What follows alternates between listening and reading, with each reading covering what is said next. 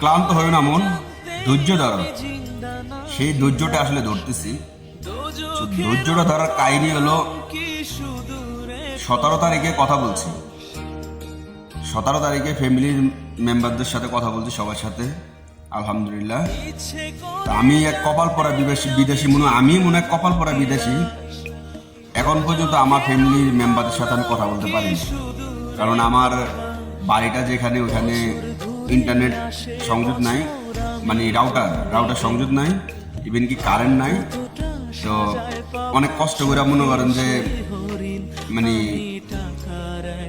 জীবনযাপন করতেছি। দেশে যত রেমিটেন্স পাঠাই, ঠিক আছে, আমার মনে হয় যে আমি বুকে হাত দিয়ে বলতে পারবো যে আমি দীর্ঘদিনে আমি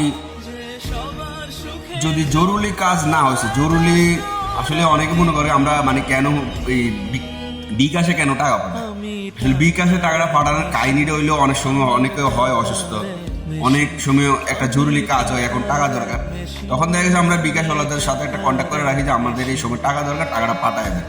তো ইমার্জেন্সি হলে আমরা টাকাটা বিকাশে পাঠাই। আর তা না হলে কিন্তু বেশিরভাগ বিদেশি কিন্তু টাকাগুলি ব্যাংকের মাধ্যমে পাঠায়। ব্যাংকের মাধ্যমে না পাঠালে মনে করেন যে এত ব্যাংকের এত রিজার্ভ আসে কোথা থেকে।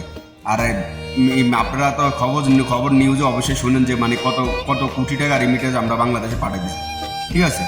তো আমার কথা হলো, যেখানে 17 তারিখ থেকে শুরু করে আমার বাসায় যত রাউটার নাই, 17 তারিখ থেকে শুরু করে আমি এখন পর্যন্ত কথা বলতে পারি না, ঠিক আছে।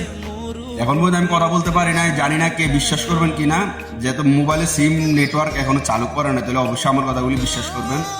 কসম আল্লাহ, আমি এখন পর্যন্ত আমার মা বাবা, আমার ফ্যামিলির সাথে আমি এখন পর্যন্ত যোগাযোগ করতে পারিনি, ঠিক আছে। আমি এখন কার কাছে বলবো?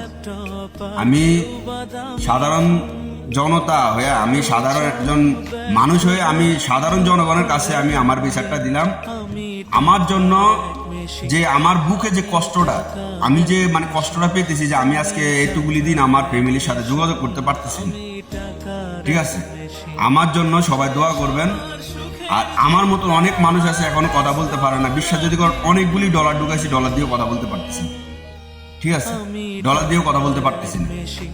তো সিমে ডাইরেক্ট সিমে ফোন দিলে অনেক টাকা কাটে। এরা প্রবাসীরা অবশ্যই ভালো মতো জানে, প্রবাসী ভাইয়েরা। তো ডাইরেক্ট সিমে মিটে কথা বললেও কিন্তু কথা ক্লিয়ার হচ্ছে না, ক্লিয়ার শোনা যাচ্ছে না, ঠিক আছে। আমি কি বলি হেরা শুনে, হেরা মনে শুনে, হেরা কি বলে আমি শুনি না। তো আমার কথা হলো খালি রেমিটেন্স পাঠাও, রেমিটেন্স পাঠাও, রেমিটেন্স পাঠাও। আর ভাই কথাতে বলতে পারি না কার জন্য রেমিটেন্স পাঠাবো? আপনাদের জন্য পাঠাবো? হ্যাঁ, আপনাদের জন্য পাঠাতে আমরা খায় মনে করেন যে পেটটা বড় করে আপনার বয়ে থাকেন। কমন চেস খাটান ভাই, কমন চেস খাটান।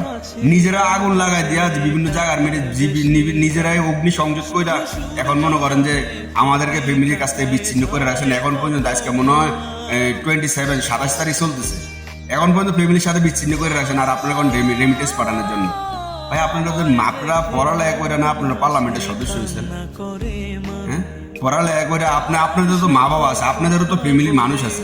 আপনাদের ফ্যামিলির মানুষ তো মনে করেন যে, যদিও মনে করেন যে তারা মিডল কান্ট্রিতে থাকে না, তারা মনে করেন যে ইউরোপ কান্ট্রিতে থাকে, ইউরোপ কান্ট্রিতে তারা থাকে, তারাও তো যোগাযোগ করতে পারেন। হ্যাঁ, আপনাদের ছেলেপেলেদেরকে না আপনারা মনে করেন যে আমেরিকা লন্ডন পড়ালেখা করেন। হ্যাঁ, যারা এই দেশের মিন্টে পড়ালেখা করবে, যারা এই দেশের মিন্টে পড়ালেখা করে মানুষ হবে, তারাই একমাত্র মানুষ, ঠিক আছে।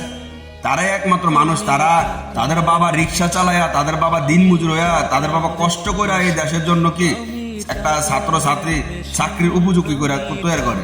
তারপরে কি হয়, এই অমুক কোটা লই যাও, অমুক কোটা লই যাও, অমুক চেয়ারম্যানের পোলা, অমুক এমপির পোলা, অমুক মন্ত্রীর পোলা। হ্যাঁ, সাধারণ শিক্ষার্থীদের কোনো দাম নেই। দেশের মিন্টে যদি আপনি যদি ঘুরেন, হাজারো লক্ষ স্টুডেন্ট আছে পড়ালেখা করে চাকরি বাকরি পায় না, দেশে মিনে মাটি কাটতে আছে, রিক্সা চালাইতে আছে। তো ভাই সাধারণ কর্মচারী যে বিভিন্ন নিউজের মিডিয়াতে তুলে ধরে যে মানে অনার্স মাস্টার্স কমপ্লিট করেও রিক্সা চালাইতেছে। আপনি একটু ভাবেন, বুঝছেন, আপনাদের একটু